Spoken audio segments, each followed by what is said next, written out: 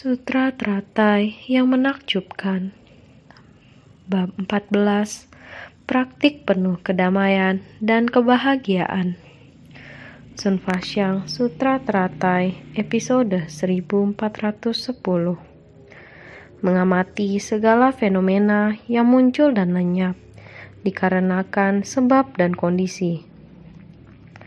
Berkenaan dengan kemunculan dan pelenyapan dari benda dan urusan, ketika sebab dan kondisi berpadu akan muncul. Seandainya sebab dan kondisi berpisah akan lenyap. Hendaknya berpikir demikian. Semata dikarenakan banyak fenomena dharma berpadu dan membentuk tubuh ini muncul dari kondisi. Pencerahan menakjubkan, memantulkan sempurna. Bebas dari kesan seakan melihat berbungaan di angkasa. Bersungguh hatilah ketika menghadapi masalah dan benda. Masalah dan benda di dunia, segala yang kita hadapi dalam kehidupan kita sehari-hari. Masalah dan benda terus-menerus muncul dan lenyap.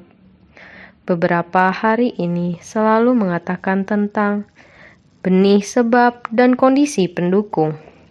Selalu mengatakan tentang kemunculan dan kelenyapan. Tidak tahu apakah semua orang turut bersungguh hati. Dalam setiap hari, orang, masalah, dan benda semua mengalami proses. Lahir, tua, sakit, dan mati, semua mengalami proses. Muncul, berlangsung, berubah, dan lenyap, semua mengalami proses. Terbentuk, bertahan, rusak, dan musnah. Sedemikian muncul dan lenyap. Setiap hari, kalian melihat Master. Saya berbicara di sini, kalian duduk di sana. Orang yang kalian lihat di depan kalian, dia juga terus-menerus menua.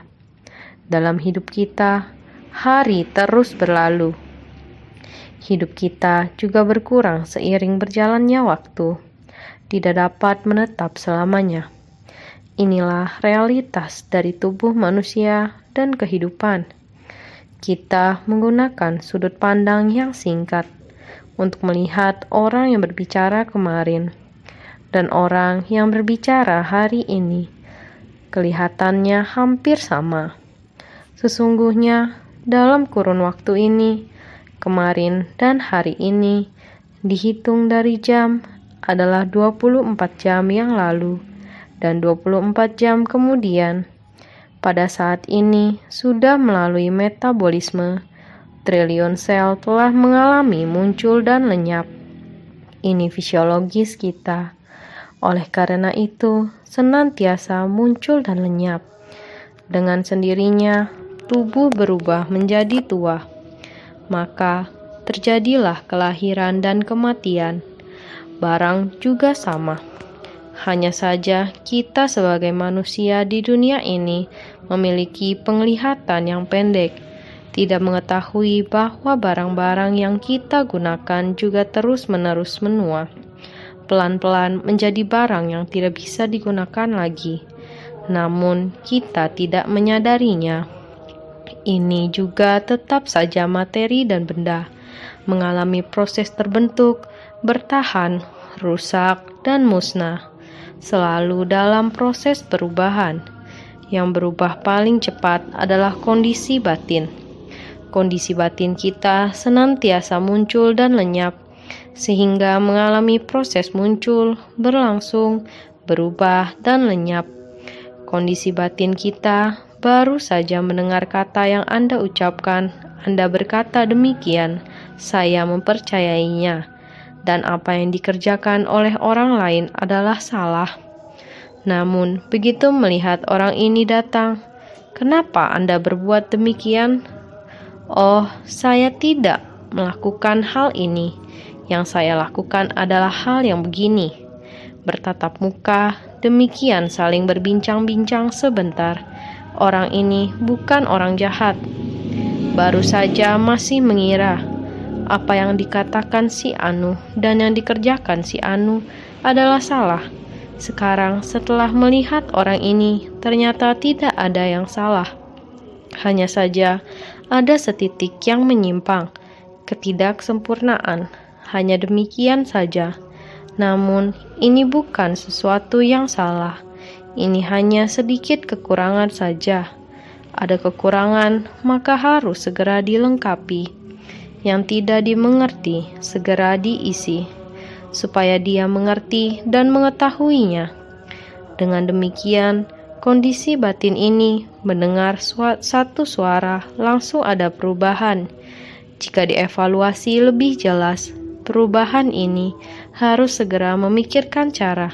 Kesalahan dan tidak lengkap adalah hal yang berbeda. Ketika kita berinteraksi dengan manusia dan benda, niat pikiran adalah demikian muncul dan lenyap. Apakah bahagia atau marah? Pada saat bahagia, saya sangat berbahagia. Kita sering bertemu, sesibuk apapun saya akan meluangkan waktu. Meski bagaimanapun, bertemu dan mendengarkan dhamma. Semua ini adalah berbuat kebajikan. Semua ini baik. Kondisi lingkungan yang bagaimanapun, perlahan-lahan daya pemersatu telah berubah.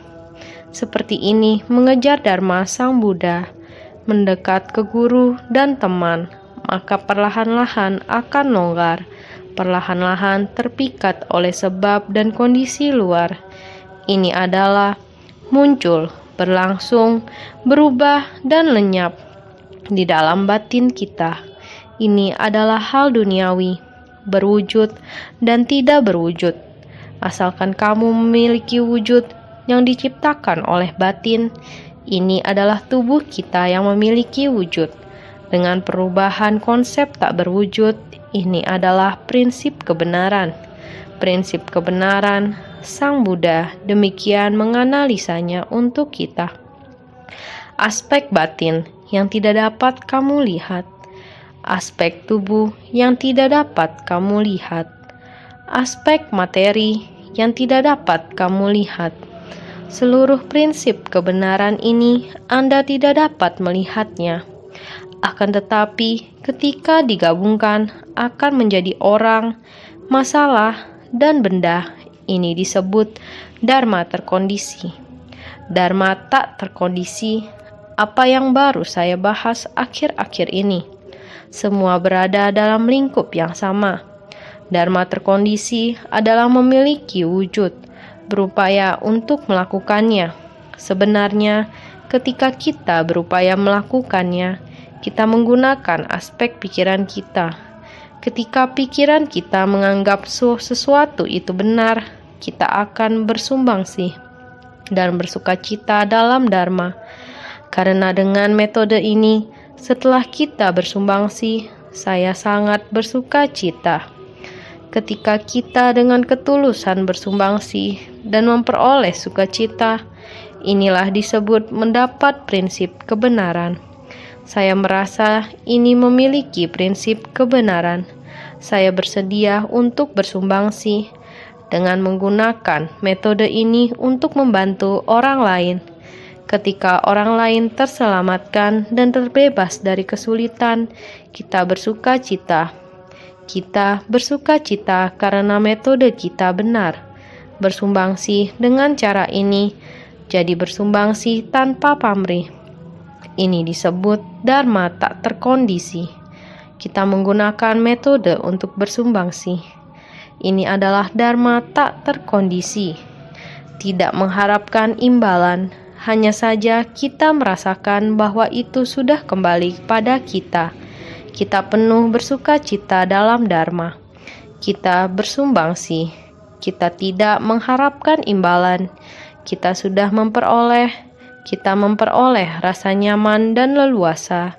Kita memperoleh ketenangan pikiran dan hati nurani yang murni. Saya penuh bersukacita dalam Dharma, karena kalian tidak mengharapkan apapun dari orang lain untuk membalas kepada kita. Namun kita telah sangat berpuas diri dan bersukacita. Ini adalah sudah kembali pada kita.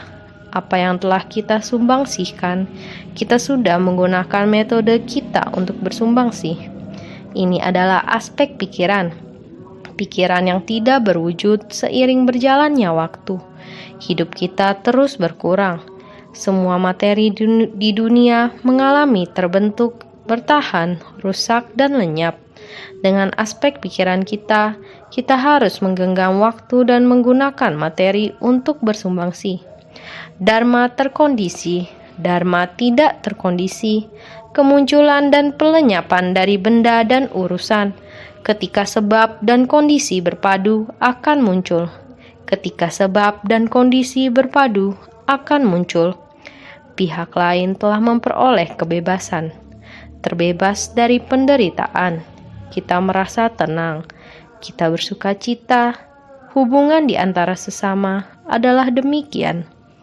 Dari dharma terkondisi, berbalik hingga dharma tidak terkondisi. Yakni kembali pada kebenaran sejati kita. Batin kita yang bersuka cita, kita harus sangat bersungguh hati untuk memahaminya. Kemunculan dan pelenyapan dari benda dan urusan muncul, timbul sebersih niat. Prinsip kebenaran telah meresap dalam batin kita. Kita memahaminya. Kita seperti ini bersumbangsi. Harus menggenggam jalinan jodoh. Ketika sebab dan kondisi berpadu akan muncul. Anda ingin melakukan perbuatan baik, tapi jika Anda tidak memiliki sebab dan kondisi, maka Anda juga tidak akan dapat melakukannya. Hubungan di antara sesama harus ada jalinan jodoh, harus ada kondisi yang baik. Ketika sebab dan kondisi berpadu akan muncul. Memiliki kondisi, maka kita akan dapat bertemu, memiliki satu tekad yang sama. Kekuatan kita bersama untuk melakukan hal baik duniawi bersama-sama. Dapat saling memanfaatkan kekuatan. Saya meminjam kekuatan Anda meminjam pandangan saya. Di antara sesama saling berpadu. Orang yang sedikit tidak dapat melakukan hal dalam jumlah banyak. Orang banyak dapat melakukan hal bajik di dunia.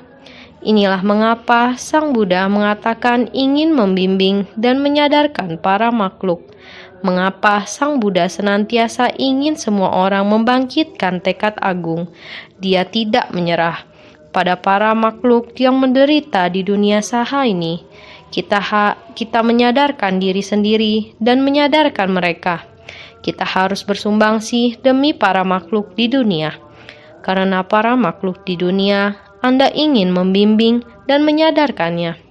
Tidaklah sulit, karena dari kehidupan ke kehidupan, jalinan jodoh di kehidupan ini, kita harus percaya pada sebab dan kondisi.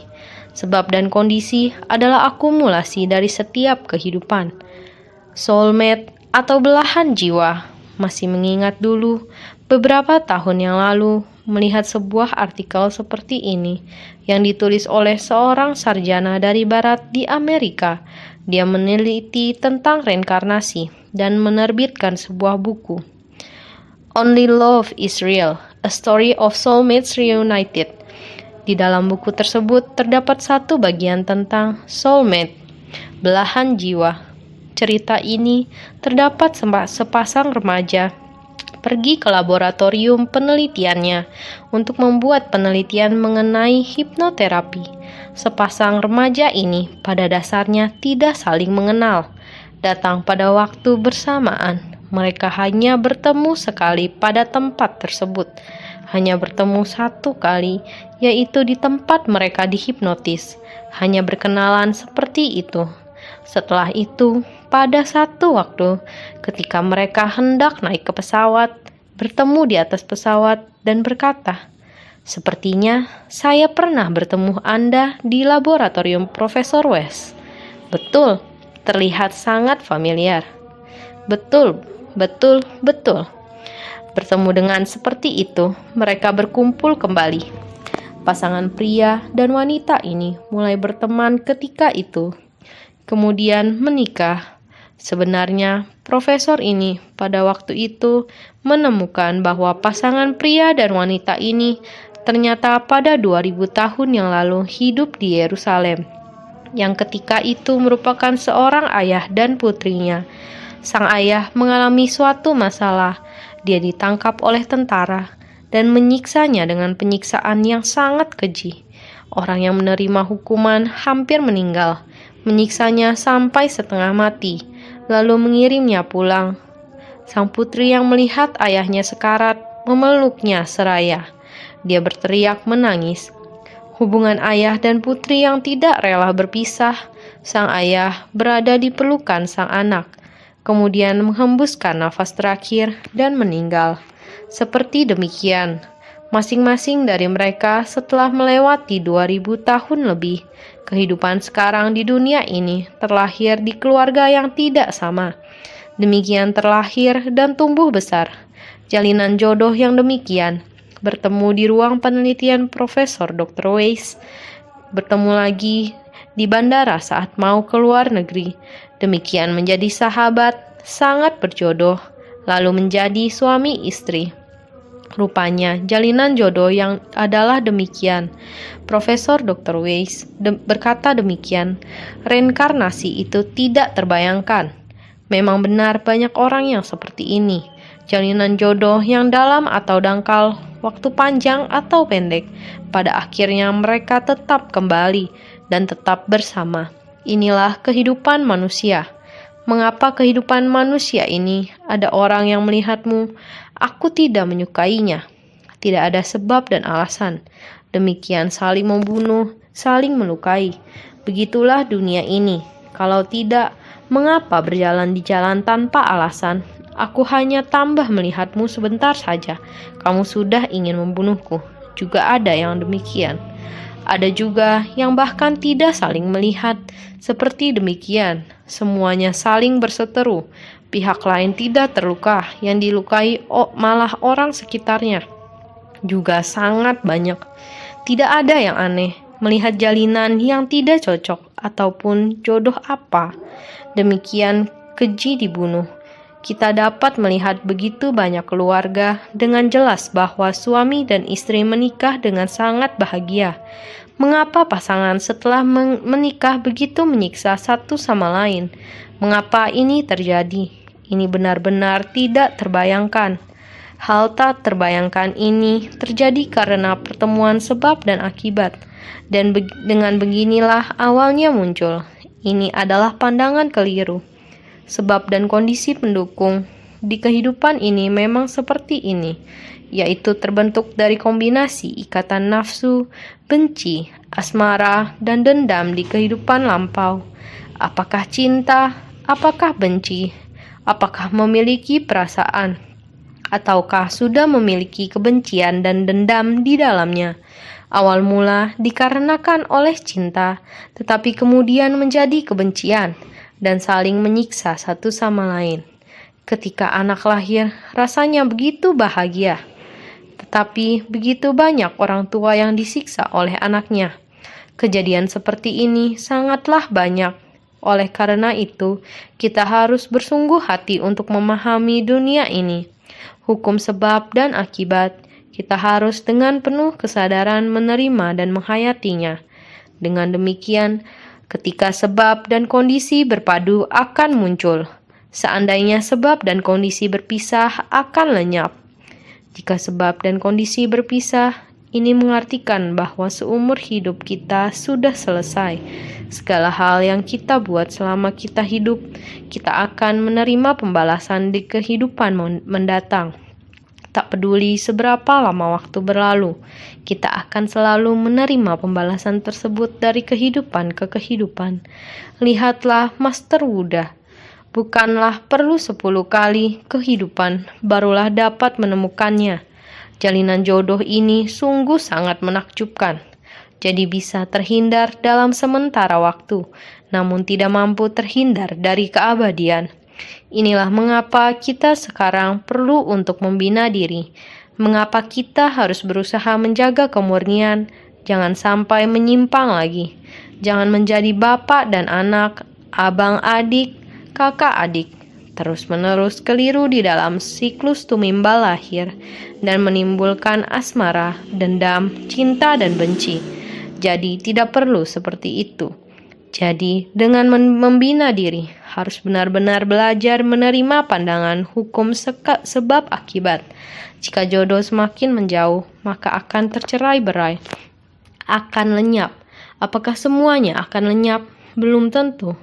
Artinya, di kehidupan kali ini telah selesai, seperti pertunjukan bioskop.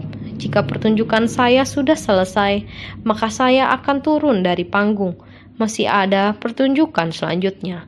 Kamu dan saya masih akan melanjutkan pertunjukan berikutnya.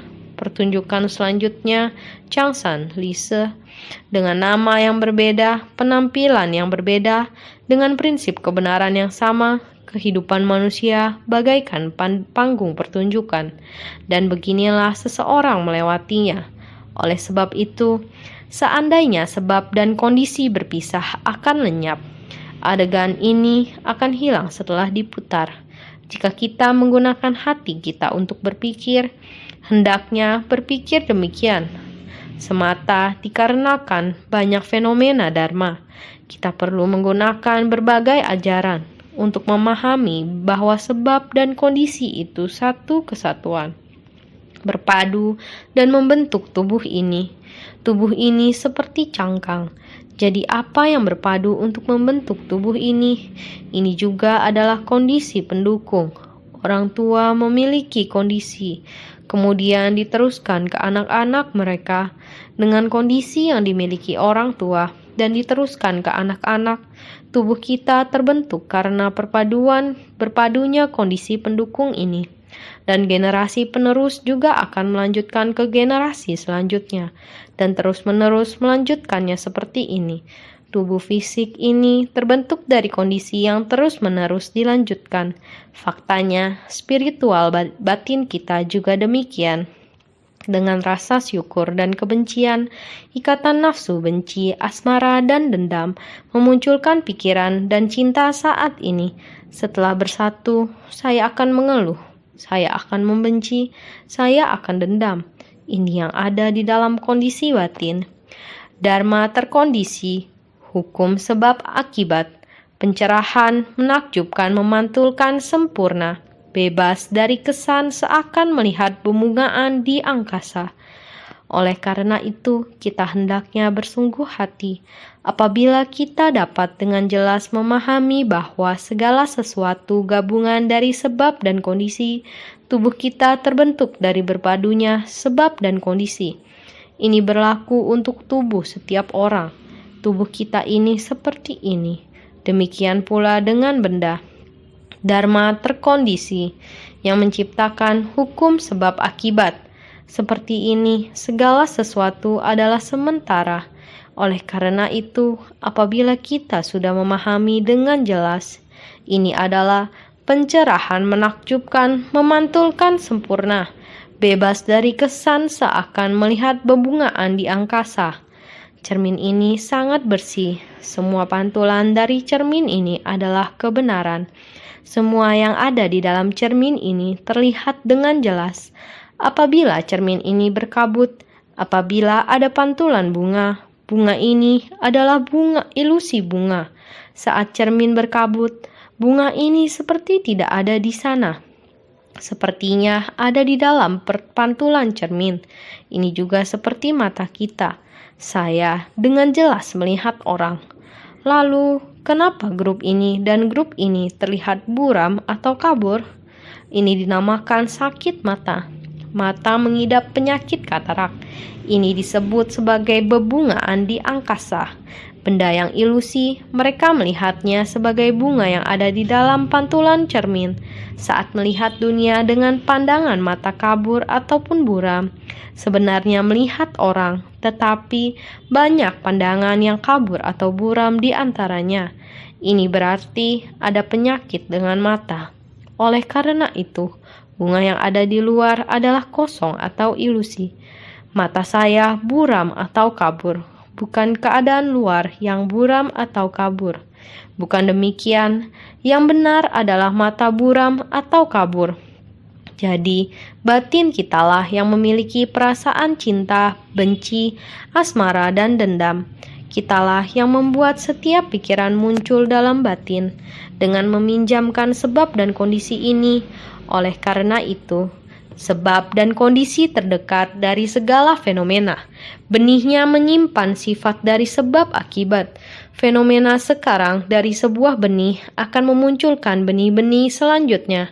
Benih sebelumnya sebagai tindak lanjut sebab dan kondisi dari benih memunculkan sifat. Pada akhirnya akan berpisah sebagai benih-benih selanjutnya bagi sebab asal dari segala fenomena. Sebab dan kondisi terdekat. Benihnya menyimpan sifat dari sebab akibat. Benihnya menyimpan sifat dari sebab akibat. Fenomena sekarang dari sebuah benih. Fenomena sekarang dari sebuah benih. Segala fenomena adalah akibat dari segala sebab dan kondisi yang kita perbuat di masa lalu. Jadi, ketika seseorang dekat dengan kita, jodoh ini tidak muncul begitu saja. Ini karena sebab dan kondisi di masa lalu. Jadi kita menyebutnya sebagai sebab dan kondisi terdekat. Benihnya menyimpan sifat dari sebab akibat. Benih ini memiliki cangkang. Di dalamnya ada gen. Jadi, benih ini ditutupi oleh cangkang. Ketika kita membeda-bedakan jenis pohon ataupun jenis sayuran, sebenarnya cangkangnya tidak penting. Yang penting adalah gen di dalamnya. Inilah sebab, yaitu benih. Benihnya menyimpan sifat dari sebab akibat. Sifat ini adalah jalinan dari cinta, benci, asmara, dan dendam. Jalinan jodoh yang demikian. Fenomena sekarang dari sebuah benih. Fenomena sekarang dari benih itu bagaikan ayah dan anak. Setelah 2000 tahun, yaitu sekitar 20-30 kehidupan, mereka bisa bertemu kembali. Selama 20-30 kehidupan, apakah mereka menjadi sapi, babi, kuda, atau apa? Tidak ada yang tahu. Intinya, mereka bertemu kembali setelah 2000 tahun. Jadi, benih dari sebab ini, meskipun bentuk rupanya terus berubah, namun gennya adalah abadi. Sebabnya tetap ada. Fenomena sekarang dari sebuah benih. Fenomena ini menandakan sifat, sebab dan kondisi dari perbuatan kita di masa lalu akan senantiasa ada kalau kita belum membayar hutang karma kita sampai lunas. Sebagaimana Master Wuta belum membayarnya. Tidak peduli bagaimana kita membina diri, kita akan seperti beliau. Selama sebab dan kondisi masih berpadu, ketika keangkuhan muncul, sebab dan kondisi ini akan muncul lagi, dan kemudian berpadu. Oleh karena itu, kita harus sangat berhati-hati. Mengapa praktisi Hinayana tidak berani kembali? Tetapi, apakah ada cara? Oleh karena itu, Buddha ingin kita bergabung dengan banyak orang. Karma apapun yang kita miliki, kita harus menerimanya dengan sukacita. Kita harus melakukannya dengan sukarela. Bagaimanapun keadaannya, kita harus menerimanya dengan sukacita. Dengan begini, kita menerimanya lagi. Dengan hati yang teguh, kita harus tidak menyebabkan bencana lebih lanjut. Kita harus membina diri dengan baik. Sebab buruk dan karma buruk di masa lalu, kita membayarnya dalam kehidupan ini. Bayar dan bayar hingga lunas. Sebab kita telah selesai. Kita mempunyai benih yang tak terhitung jumlahnya. Kita harus menyingkirkannya satu persatu. Sebab dan kondisi yang berbeda-beda dalam kehidupan kita. Kita harus dengan jelas melunasi karma dalam kehidupan kita. Jadi kita harus sangat bersungguh hati untuk memahami hal itu. Oleh karena itu, fenomena sekarang, sebab dan kondisi terdekat. Fenomena sekarang, kita semua berada dalam sifat dari sebab akibat, akan memunculkan benih-benih selanjutnya. Segala sesuatu tak dapat dibawa serta, hanya karma yang terus mengikuti. Kebaikan dan kejahatan bercampur aduk akan memunculkan benih-benih selanjutnya. akan memunculkan benih-benih selanjutnya. Yang kita lakukan seumur hidup, benih dari perbuatan pasti ada. Benih ini akan bercampur aduk.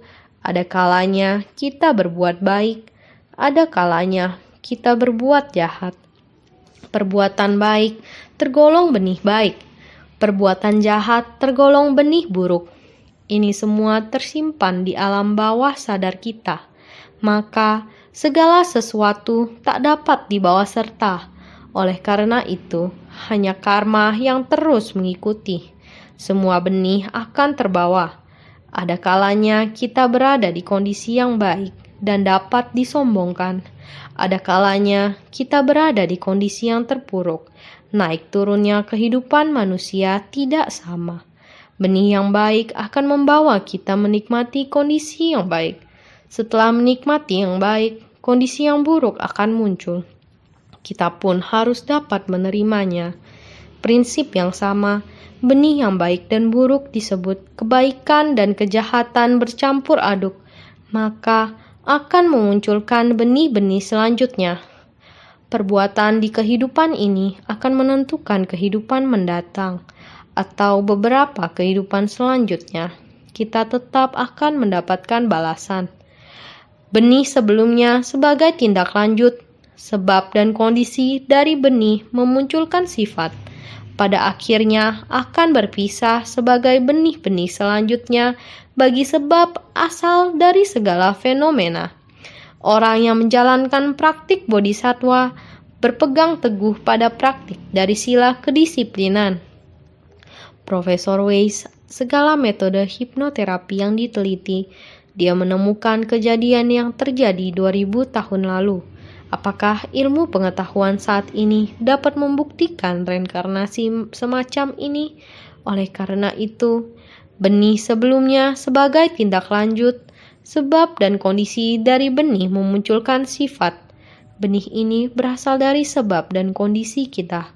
Dengan begini memunculkan sifat, gen itu, maka pada akhirnya akan berpisah sebagai benih-benih selanjutnya bagi sebab asal dari segala fenomena. Beginilah kita sebagai manusia, lahir, tua, sakit, dan mati, terbentuk, bertahan, rusak, dan musnah. Bagaimanapun juga kita harus pergi meninggalkannya. Suatu hari nanti, sebaik apapun kondisi Anda juga harus pergi. Seburuk apapun kondisinya juga pasti ada akhirnya. Maka bagaimanapun pasti pergi. Apakah pergi di kehidupan ini dan menghilang? Itu tergantung pada apa yang Anda lakukan dengannya di kehidupan ini. Pada kehidupan berikutnya, asal sebab ini adalah benih berikutnya, saya menjalin jalinan jodoh baik dengan begitu banyak orang di kehidupan sebelumnya. Maka kita dapat melakukan satu hal bersama-sama. Itu adalah kehidupan sebelumnya. Bagaimana dengan kehidupan kita yang sekarang? Sering mendengar kita harus menjalani kehidupan demi kehidupan. Mungkin kita juga dapat melanjutkannya di kehidupan selanjutnya. Maka secinta apapun Anda terdapat seseorang di kehidupan ini, tetap akan ada perpisahan. Namun, jalinan jodoh ini akan dibawa ke kehidupan selanjutnya. Prinsip kebenaran yang sama. Oleh karena itu, kita, orang yang menjalankan praktik bodhisattva, berpegang teguh pada praktik dari sila kedisiplinan. Karma dari tubuh, ucapan, dan pikiran kita harus menjaganya tetap murni. Orang yang menjalankan praktik bodhisattva berpegang teguh pada praktik dari sila kedisiplinan. Jadi karma tubuh, ucapan, dan pikiran semuanya mencapai tingkatan murni, serta memperoleh kedamaian dalam perilaku benar, berdiam dengan tenang tanpa pernah meninggalkannya, bersumbangsi tanpa pamrih, dan merasa bersyukur dikarenakan saya telah menggunakan dharma demikian. Maka saya membuktikan bahwa kita dapat menolong para makhluk terbebas dari penderitaan hidup. Apa yang kita peroleh kembali sebagai balasan adalah kebahagiaan, sukacita dalam dharma. Ini disebut pelimpahan jasa. meski kita bersumbangsi tanpa pamrih. Namun, apa yang diterima kembali adalah kebahagiaan dan sukacita dalam dharma yang selamanya. Maka kita harus menjaga baik-baik perbuatan, ucapan, dan pikiran kita. Menjalin jodoh baik dengan orang-orang. Bahkan bila orang lain mengalami kesusahan, kita harus segera bertindak untuk menolongnya. Kita mesti memberikan ajaran untuk memberikan metode yang kita punya. Membantu orang lain agar mencapai pembebasan.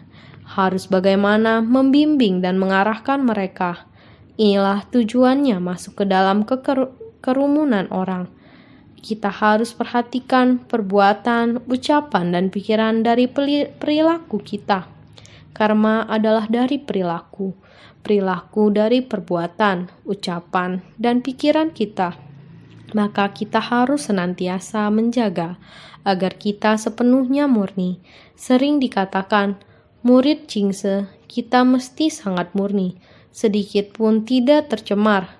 Kita mesti hidup secara mandiri dan harus menjadi penopang dari seci dengan baik.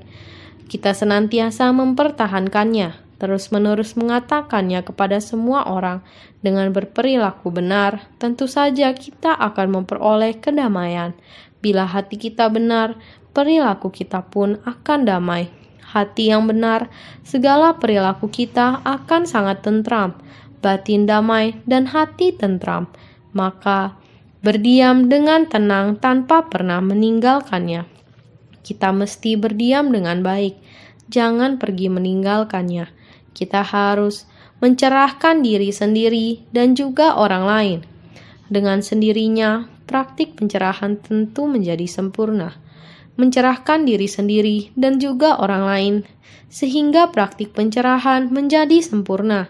Kebajikan dari kebijaksanaan adalah tak terbayangkan, dinamakan sebagai pencerahan menakjubkan. Buah kebudahan adalah pencerahan benar yang tiada tara. Bagi orang yang telah merealisasikan pencerahan ini disebut sebagai Buddha. Kebajikan dari kebijaksanaan adalah tak terbayangkan, dinamakan sebagai pencerahan menakjubkan. Kebijaksanaan ini, jika kita mampu menjaganya dan memahami hukum sebab akibat, memahami sampai tuntas, meyakini secara mendalam. Selain itu, kita dalam kehidupan ini menjaga dengan baik perilaku tubuh, ucapan, dan pikiran. Dengan sendirinya kita dapat memahami dharma dengan jelas.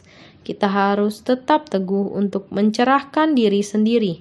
Begitu saya mengetahuinya, saya pasti berbagi kepada semua orang. Kita dapat mencerahkan diri sendiri, juga dapat mencerahkan orang lain. Dengan demikian akan mencapai kesempurnaan sejati, baru benar-benar yang kita inginkan. Kebijaksanaan agung, cermin sempurna dalam batin. Cermin sempurna yang agung ini, kita baru saja membersihkannya.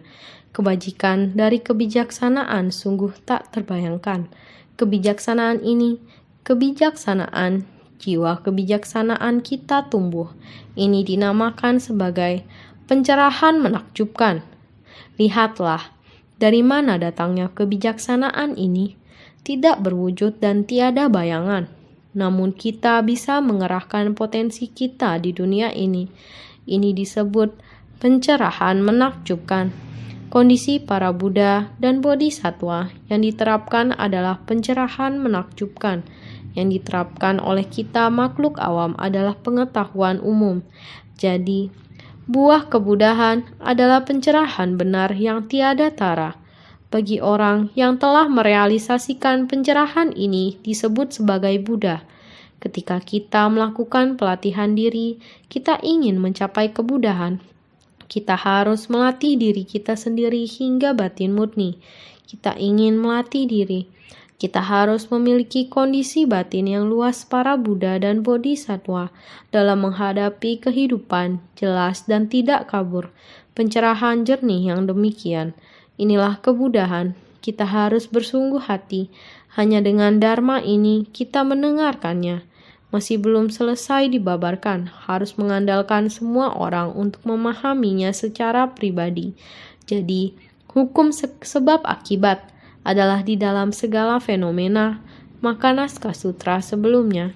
Segala dharma adalah kosong dan tiada keberadaan, tidak berdiam selamanya, juga tiada timbul atau musnah. Ini dinamakan lingkup pendekatan dari orang bijak.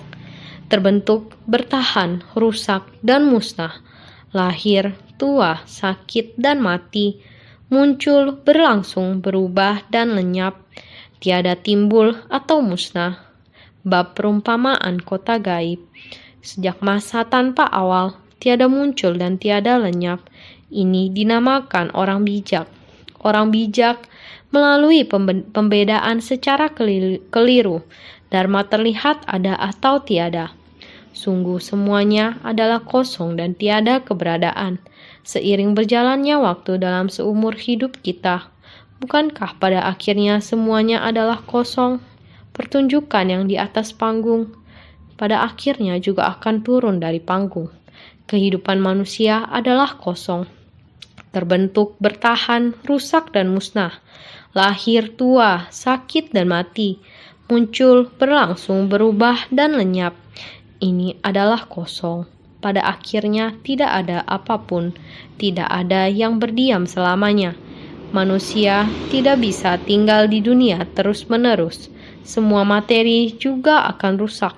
Sampah-sampah itu barang baru menjadi sampah. Prinsip yang sama, oleh karena itu, tiada timbul atau musnah. Kebenaran itu tiada timbul dan musnah. Sifat hakiki kita mulai dari kapan? Bab perumpamaan kota gaib selalu menekankan sejak masa tanpa awal. Sebaik sangat ditekankan agar semua orang dapat mengingatnya dengan jelas. Oleh itu, sifat hakiki tata hata kita tiada muncul dan tiada lenyap, berdiam selamanya. Akan tetapi, itu karena kerisauan dan ketidaktahuan yang menyatukan keberadaan kita. Oleh karena itu, kita selalu mengalami proses lahir, mati, berubah, dan lenyap. Semua menjalaninya dengan demikian. Sebenarnya, tata hata yang sesungguhnya, prinsip kebenaran adalah abadi. Oleh karena itu, ini dinamakan orang bijak. Jika kita dapat memahami keseluruhan ini, orang bijak adalah orang yang mempunyai kebijaksanaan, dapat memahami dharma ini, disebut orang bijak. Inilah orang yang perlu kita dekati. Selanjutnya, naskah sutra mengatakan, melalui pembedaan secara keliru, dharma terlihat ada atau tiada. Kita melalui pembedaan secara keliru, melihat dengan batin. Melalui pembedaan secara keliru, dharma terlihat ada atau tiada, nyata atau tidak nyata, muncul atau tidak muncul. Pada tempat yang sunyi, melatih diri dan memfokuskan pikiran, berdiam dengan damai dan tak tergerakkan bagaikan gunung Sumeru. Tadi telah kita bicarakan cerita ayah dan anak perempuannya menjadi sepasang suami istri. 2000 tahun yang lalu, hubungan mereka adalah ayah dan anak perempuan. Bagaimana dengan 2000 tahun sebelumnya lagi? Sebenarnya apa hubungan mereka? Tidak tahu.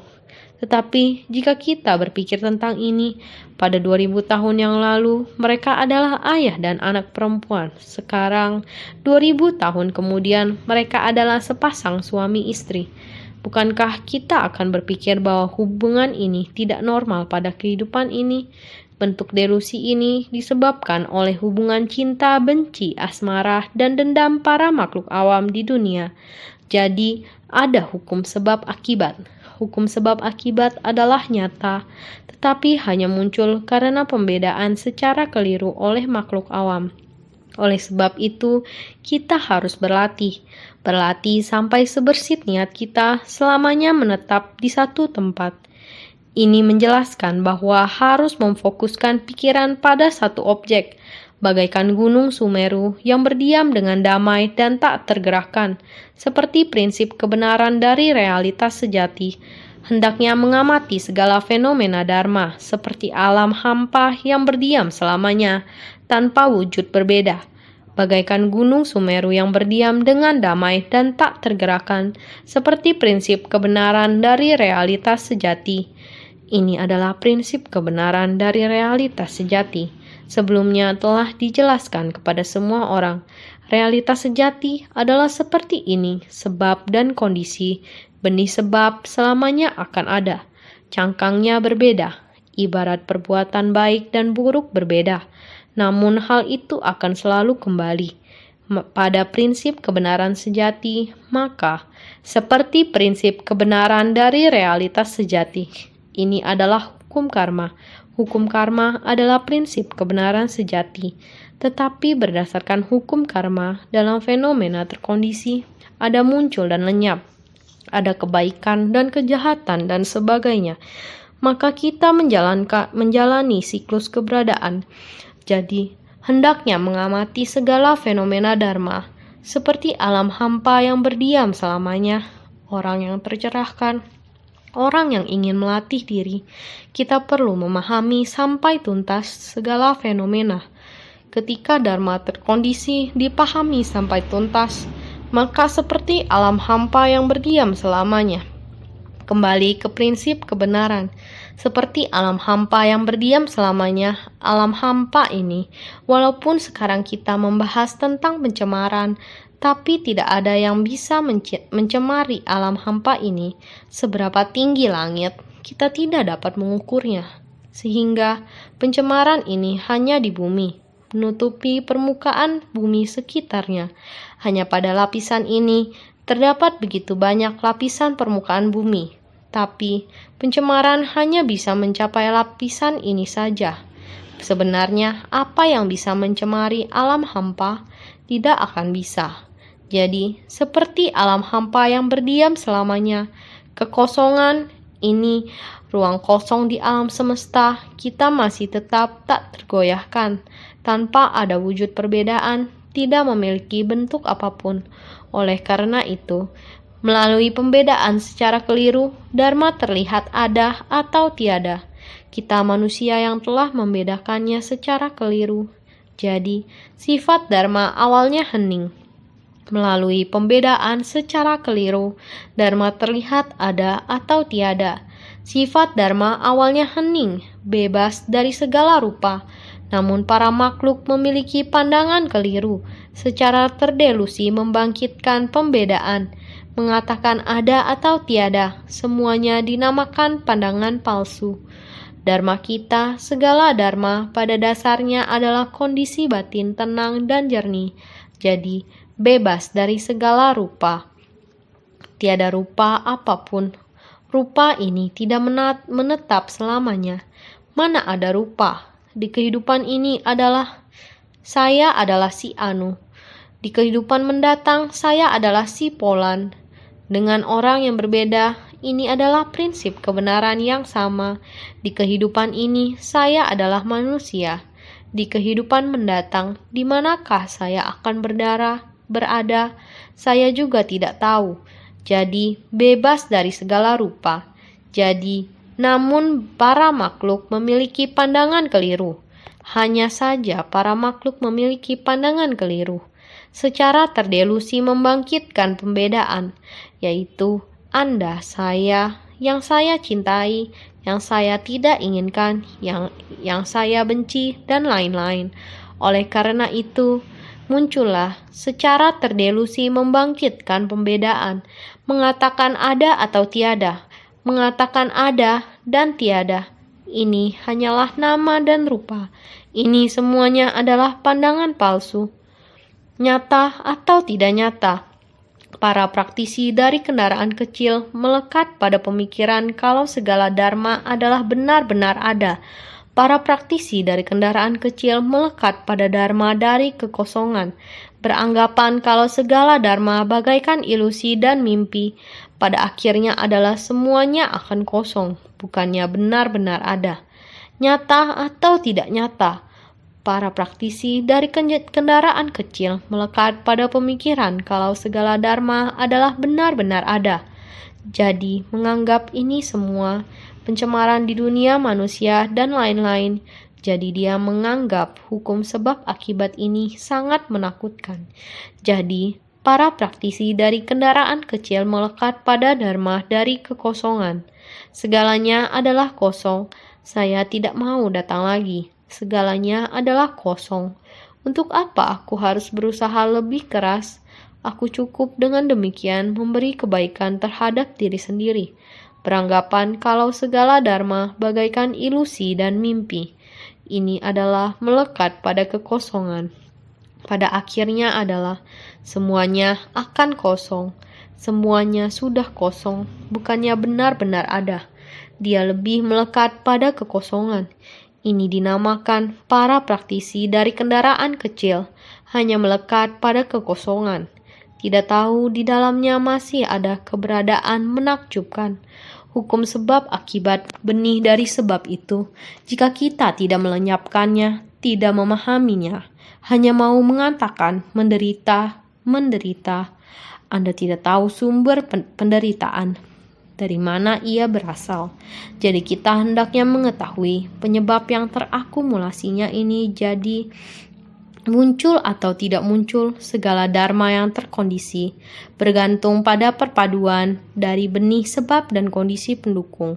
Awalnya tiada dan selanjutnya memunculkan adanya dharma, dinamakan dharma dari kemunculan, sedangkan sifat pada awalnya sudah ada, dinamakan dharma dari ketidakmunculan. Segala dharma yang terkondisi bergantung pada perpaduan dari benih sebab dan kondisi pendukung. Awalnya tiada dan selanjutnya memunculkan adanya dharma. Awalnya tiada dan selanjutnya memunculkan adanya dharma, dinamakan dharma dari kemunculan. Kemunculan sedangkan sifat pada awalnya sudah ada. Segala dharma yang terkondisi bergantung pada perpaduan dari benih sebab dan kondisi pendukung. Awalnya tiada dan selanjutnya memunculkan adanya dharma. Hal-hal ini mulanya tidak ada, kemudian barulah muncul menjadi ada. Muncul karena adanya perpaduan dari benih sebab dan kondisi pendukung. Seringkali mendengar, "Master, kami sudah punya cucu." Sebelum anak mereka menikah dengan istrinya, dia tidak mungkin datang menemui saya dan berkata sudah mempunyai cucu. Yakni setelah anaknya menikah dengan seorang istri, barulah berkata, "Master, kami sudah punya cucu, saya sudah menjadi kakek." Tidak peduli seorang kakek, seorang nenek, sebelumnya tidak ada orang yang memanggilnya kakek nenek. Sekarang anaknya telah melahirkan anak sehingga menjadi kakek nenek, menjadi ada, jadi awalnya tidak ada. Karena benih sebab dan kondisi pendukung saling berpadu sehingga menjadi ada. Sehingga awalnya tiada dan selanjutnya memunculkan adanya dharma. Awalnya tidak ada, seperti inilah setelah benih sebab dan kondisi pendukung berpadu sehingga menjadi ada. Dengan prinsip yang sama, sebatang pohon, sebutir benih dan sayuran, benih yang tertanam akan tumbuh menjadi benih selanjutnya. Sama halnya jadi materi yang ada di dunia ini, kehidupan manusia pun sama halnya. Jadi, dinamakan dharma dari kemunculan. Inilah benih sebab dan kondisi pendukungnya berpadu seperti ini, sehingga kemunculan, sedangkan sifat pada awalnya sudah ada. Sifat hakiki ini sudah ada, datang dan pergi, tiada awal dan tiada akhir. Inilah prinsip kebenaran. Awal mulanya seperti ini, prinsip kebenaran mulanya seperti ini, sehingga menurut ajaran agung dari kendaraan tunggal, semuanya adalah sifat yang memunculkan rupa, bagaikan air yang memunculkan riak. Seandainya paham kalau rupa itu tidak muncul, sama seperti seluruh riak adalah air itu sendiri. Bukan secara khusus hanya orang bodoh yang bingung akan kebenaran, mengejar apa yang palsu dan kehilangan apa yang sejati. Ini dinamakan kekeliruan. Kita harus sangat memahami bahwa kita para praktisi ajaran kendaraan besar tidaklah berpikir demikian. Para praktisi ajaran kendaraan besar, semuanya adalah sifat yang memunculkan rupa, memahami sifat ini hanya melalui tindakan, maka rupa ini bisa terwujud. Jika tidak ada gerakan, tidak ada kombinasi, dan tidak ada tindakan, maka akan selalu terisolasi dari kondisi. Maka tidak ada semua rupa. Kita umpamakan air dan gelombang. Bukankah gelombang itu muncul dari air? Jika air diam-diam saja, mana mungkin ada gelombang? Maka perlu seseorang untuk menggerakkannya, dan ia pun akan menimbulkan gelombang. Atau jika angin bertiup, maka akan menimbulkan gelombang. Jadi, pada mulanya gelombang adalah air, gelembung pada mulanya adalah air, dengan bentuk yang berbeda dan nama yang berbeda. Jadi, airnya adalah sama. Jadi, ada air sumur, air sungai, dan air sungai. Semuanya air, tapi itu hanya tempat yang berbeda dan ukuran yang berbeda. Jadi dinamakan berdasarkan penampilan luarnya. Prinsip kebenaran yang sama. Sifat khas air adalah air, diberi nama dari wujud luar, sehingga adalah rupa. Ini sama sekali dapat dipahami oleh kendaraan besar. Kendaraan kecil masih melekat. Sungai adalah sungai, sumur adalah sumur. Sungai dan sumur adalah tidak sama. Akan tetapi kendaraan besar, air adalah air. Di tempat manapun tetap adalah air. Kandungan air, kelembapan. Dalam udara ada kandungan air. Seperti alat pengering udara, bila dibiarkan sebentar saja, dihidupkan dari tiada menjadi ada. Telah ada air. Ini bukan dari tiada menjadi ada, tapi udara ada mengandung air. Sehingga kelembapan, uap air, semuanya telah ada. Singkat kata, orang yang memahami dengan tuntas adalah semuanya adalah sifat yang memunculkan rupa. Sifat dari seluruhnya adalah dibedakan oleh rupa ini. Seandainya paham kalau rupa itu tidak muncul, bila kita dapat memahami sepenuhnya, rupa ini semuanya adalah demikian muncul dari sebab dan kondisi. Mana ada lagi muncul dan lenyap.